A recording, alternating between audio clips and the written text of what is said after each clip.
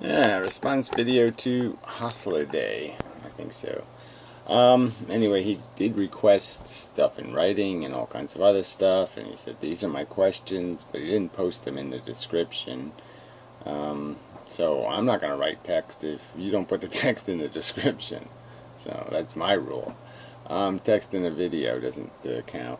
Yeah, if you want to write something and then say, okay, do you approve this paragraph or something, or how would you re-edit the paragraph or something like that, it's okay with me. I just don't know if it's worth it for this argument. It's one of these things, you either get it or you don't get it. And I guess the key fact is that sentience, when they don't exist, can't be harmed. It's just a fact. But them not existing can prevent harm, because it would happen if they did exist. Get it? Alright, get it, yeah. So like if you got it, you already got it, and then I wouldn't have to explain this. So the simple truth is, okay, the prevention of a harm is good. But the prevention of a good isn't a bad. Okay? That's the difference. Is that there's this neutral thing that only exists in one side of the equation, in one way of looking at it. If you try to reverse it, there's all of a sudden a neutral.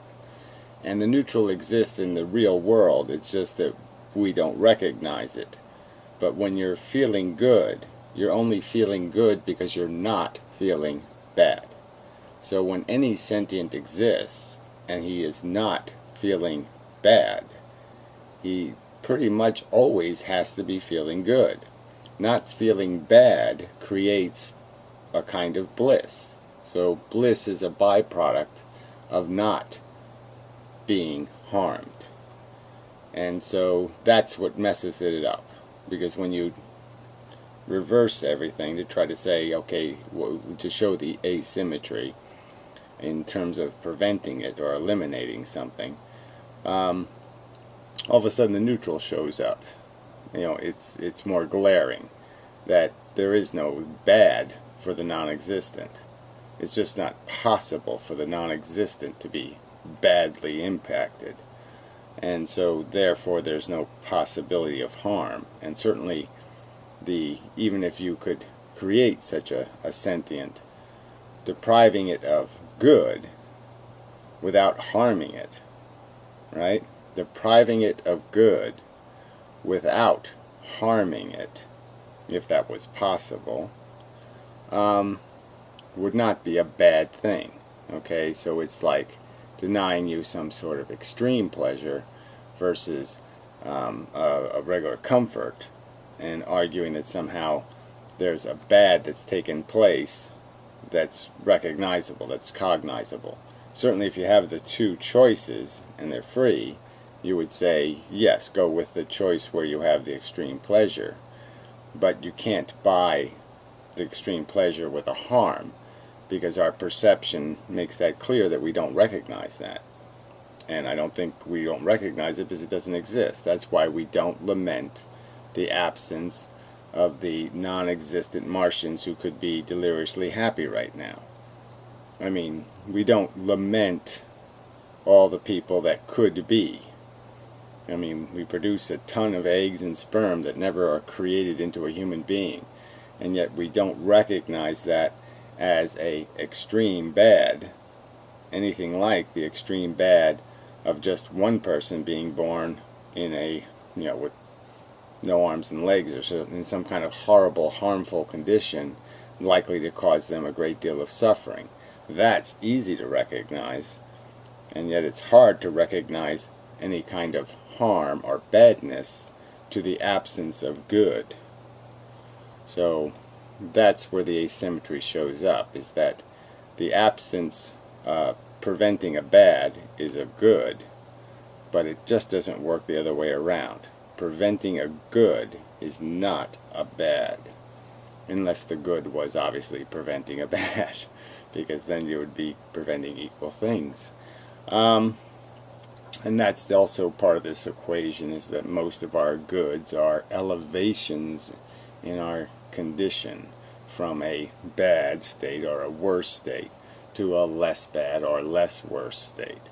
And that's where we derive a sense of pleasure or enjoyment, is in the resolving of a negative condition, an essentially negative condition.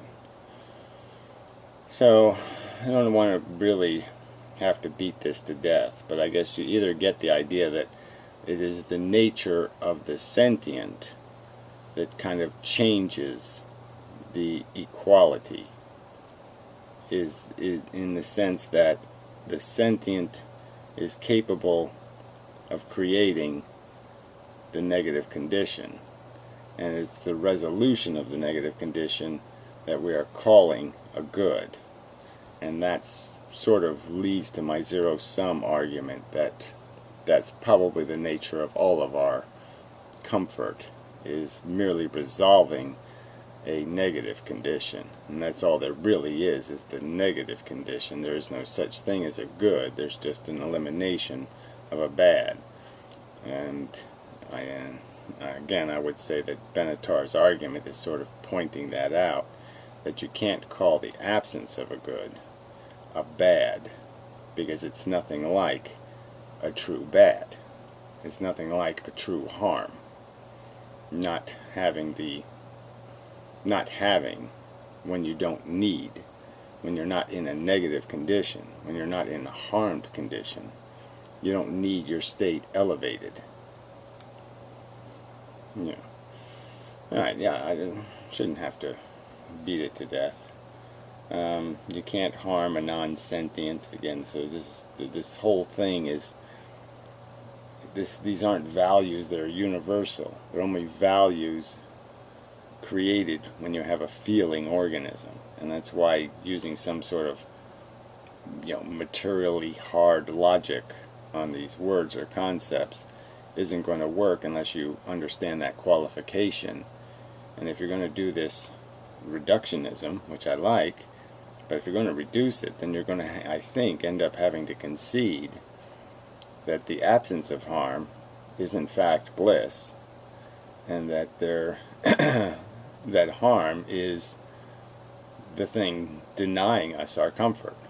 The discomfort is the problem, and there is no problem once you've resolved a discomfort. There's no need to go anywhere from there. There's no need to elevate your condition once you've resolved everything that is a reduction in your condition. You don't need to eat if you're not hungry. Anyway, yeah, that's probably enough. Yeah, I'm gonna make dinner and stuff anyway. So, till next time. If you don't like this response, then you want more of something, then just make it more explicit, I guess. I'm not going to respond for controversial philosophy and trick and whatever their conversation on the blog is. That's not my business. I make my own arguments. So, that's how I look at it. And I guess if you want me to respond to their arguments, you have to present their argument in some sort of better form than what you did, because showing me, video graphics of illegible text isn't very helpful.